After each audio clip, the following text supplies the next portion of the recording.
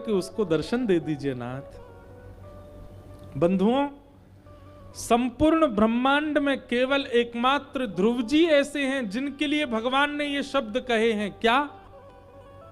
हम सबको दर्शन देने जाते हैं, पर ध्रुव को दर्शन देने नहीं, ध्रुव का दर्शन करने जाएंगे।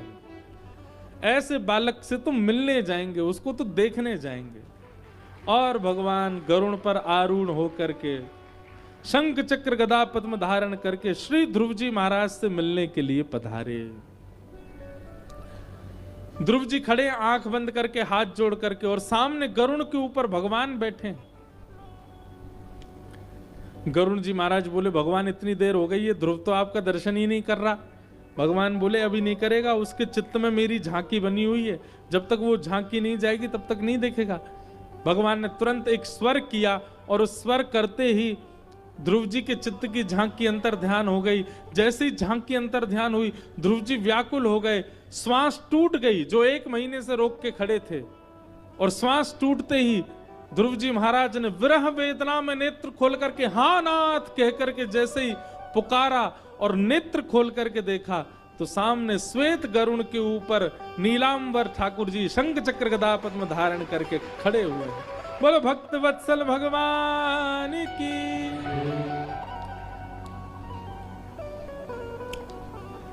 आहा, ध्रुव जी महाराज के नेत्र सजल हो गए। नन्हे से हैं ध्रुव जी, केवल 5 वर्ष की अवस्था है। छोटे छोटे हाथ हैं, छोटे छोटे चरण हैं, छोटा सा मुख है ध्रुव जी का। घर परिवार माता पिता सबसे दूर एकांत वन में खड़े हैं, सामने भगवान दर्शन दे रहे हैं।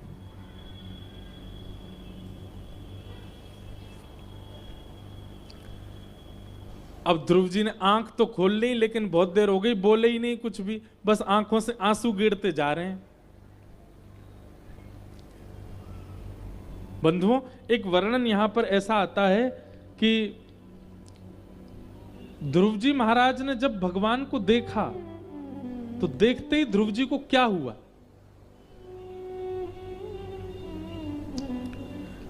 द्रग्भ्याम प्रपश्यन् प्रपिबार निवार्भक चुम्बन निवासेन भुजैर्लिवाश्लिशन। अगर पहली झलक ठाकुर जी की दिखेगी तो हमारे साथ क्या होगा? लोग बाग कहते हैं, मेरे को ठाकुर जी मिल जाएंगे तो मैं अपना घर सजाऊंगा, मुझे ठाकुर जी मिल जाएंगे मैं उनको रबड़ी का भोग लगाऊंगा, ठाकुर जी मिल जाएंगे उनके संग ऐसे करूंगा।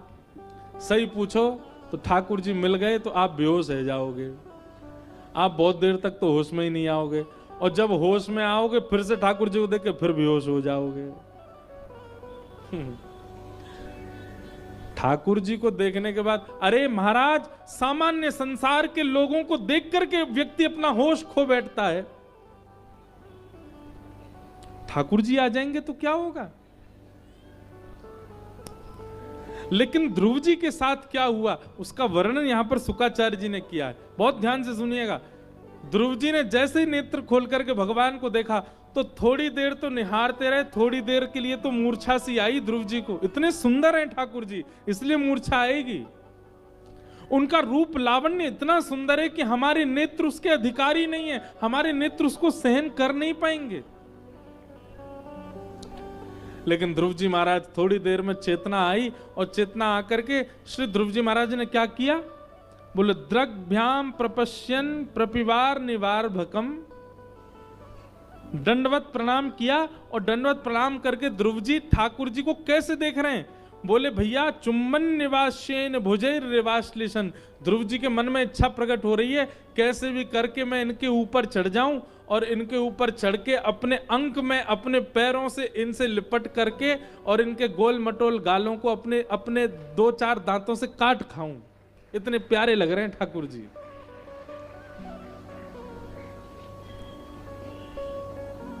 ध्रुव जी के मन में ये भावना आ रही है। ये बात हम क्यों कह रहे हैं? लोग गोपियों पर प्रश्न उठाते हैं कि भगवान श्री कृष्ण को देखकर के गोपियां रास विहार कर रही हैं। अपने पति परिवार संसार को छोड़कर के श्री कृष्ण के प्रति आकृष्ट हो रही हैं। अरे ठाकुर जी का स्वरूप ऐसा है। नन्हा सा 5 वर्ष का बालक ध्रुव जब ठाकुर जी के प्रति आलिंगन की भावना रख सकता है, ठाकुर जी का रूप ही ऐसा है कि उस रूप पर व्यक्ति मोहित हो ही जाएगा, आकृष्ट हो ही जाएगा।